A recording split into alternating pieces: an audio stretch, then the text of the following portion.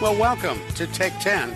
We come to you every week with a look at a variety of mental health and other psychological issues as they impact caregiving and care recipients. I'm Ron Aaron, along with Dr. Jamie Huysman. Dr. Huysman, the Chief Compassion Officer at WellMed Medical Management, known nationally for his work in caregiving as well as addictions. And Carol Zernial, our other co-host. She's got a master's degree in social gerontology, 30 years experience in the field. She's co-chair of the Raise Family Caregiving Advisory Council and executive director of the WellMed Charitable Foundation. So, Dr. Jamie, there's been a lot of talk in the last few days in the wake of that awful murder of a United Healthcare executive about empathy and lack of empathy, which raises the question for caregivers. What happens when we are no longer in touch with our feelings? We're just cold automatons. Well, Ron and Carol, this is a great topic for today, especially if we don't want to go knee deep into the article or the news of the last week or two, which is actually horrific at its best. But what we're starting to see more and more, whether it's our caregivers or even people here in America, that empathy literally makes us human. Let's face it. I have the STAR Network, survivors of toxic abusive relationships, and with people who don't have empathy or accountability, who are transactional. Empathy is considered a core of what we are as human beings, okay? If we're going to be engaged, it literally is equated to, when we have a lack of empathy, we have a lack of humanity.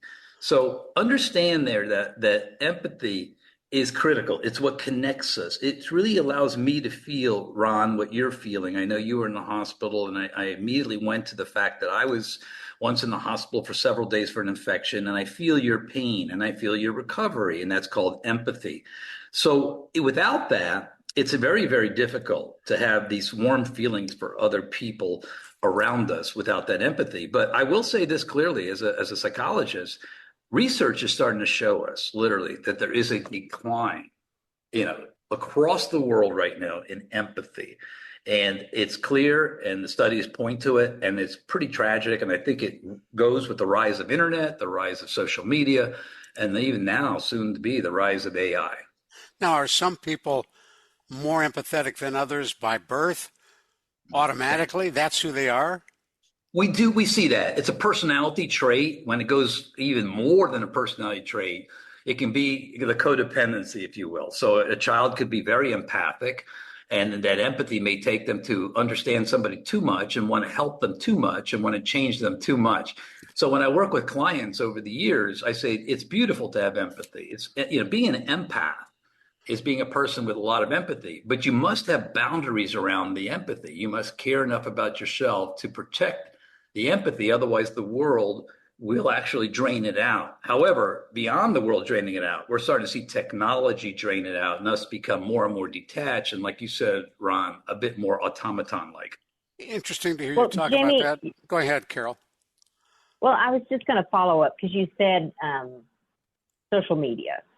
And there have been discussions in the last week about how people would never say some of these things face to face. It is the anonymity of being on social media. Think about caregivers. They're also alone by themselves so long, and they're not really talking to anybody. It comes out in spurts. Is it sort of similar that we get inside our heads? I think it's totally a great point, my friend. Here's the gig. The lack of social interaction with a caregiver, and let's say even the lack of social connection with a caregiver, is increasingly creating this pressure on them to be this Rambo, I'll say, for lack of a better word, to go in there and help their caree, do whatever they need to do for their caree. Damn the torpedoes. I'm not speaking to anybody. I'm not reaching out. And so literally even people with high empathy who become caregivers start getting burned out, Carol, and their burnout, their compassion fatigue kind of results in the lack of empathy and a desensitization to things around them. And that is so critical why we, and you do this as well through Caregiver SOS, and I try my best with my clients, is get them to connect, neurologically connect, whether it's a support group at Caregiver SOS, whether it's their church, ashram, synagogue. But you're 100% right. Caregivers are just isolated. And the more they do, and the less they are being, the more they're going to have lack of empathy, because the more automaton they are, the more kind of Rambo they are, and they're just focused on going from point A to point B.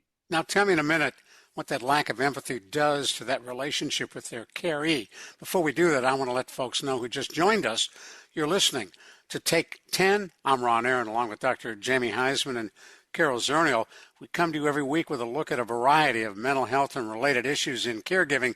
So, Dr. Jamie, someone who loses their empathetic response, how does that impact their relationship with the person they're caring for? Well, the decline of empathy, Ron, in a caregiver with their loved one creates a decline of safety in the caree. It's simple as that. Their loved one who needs to feel safe with a chronic or terminal or acute illness, because they themselves are going through a huge dysregulation, a confusion, even seeing their mortality, that a caregiver needs to bear witness to their pain, not to change them, not to do something, but to be there and meet them halfway. When a caregiver is now non-empathic, detached, isolated, well, the caree feels very unsafe. Pretend like you're a child, right? And you just want your mom or dad to listen to you and to say, I'm authentically sad, mom or dad. And mom and dad turns around, doesn't listen, and goes and does something else, plays sports or talks to somebody else.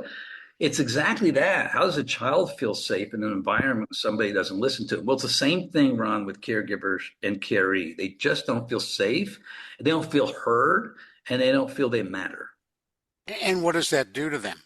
Well, obviously, as we always say, isolation, right, is the cancer of the caregiver and the caree's soul. So the more they isolate, the less they're connected, and we call neuroregulation, to the other person, the more they're going to detach, the more they end up in the world of fear, the anxiety. Nobody's there for me. And and I know that translates medically or neurologically into your cortisol levels, your adrenal glands going off the scope, inflammation in your system. So it's medically bad for them not to be with an empathic, caring caregiver. It just literally is the worst thing for them.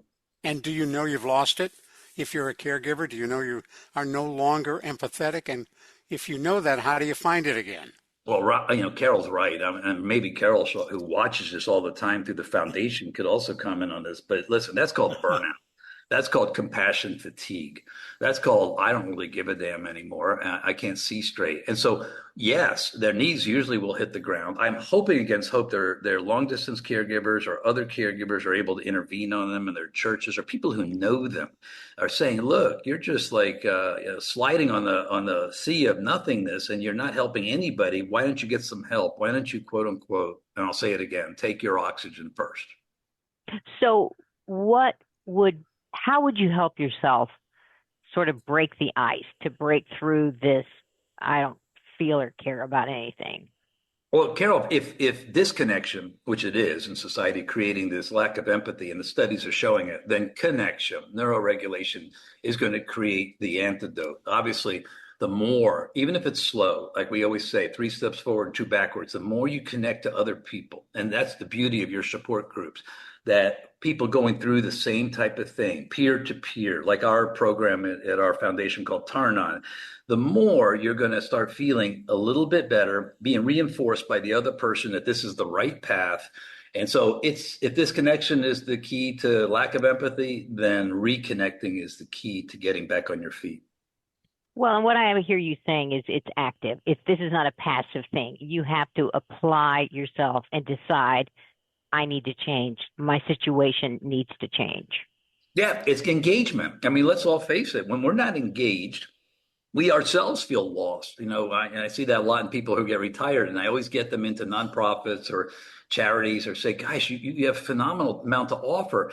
But if you're going to stay home post-retirement, you're right, Carol, you're going to start feeling this automaton feeling. You're going to feel less compassion, less empathy, and start detaching from society. So yes, I would love if people had that self-awareness. But I also, anybody listening to this broadcast who has a loved one as a caregiver, monitor them, see if their mind, body, and spirit is detaching. It's not going to help your loved one, and try to bring them back into the fold, if you will, reconnect them and love them. Dr. Jamie, Carol Zernial, Jamie Huysman, I got it straight. I'm Ron Aaron. Thank you all for joining us today on Take 10.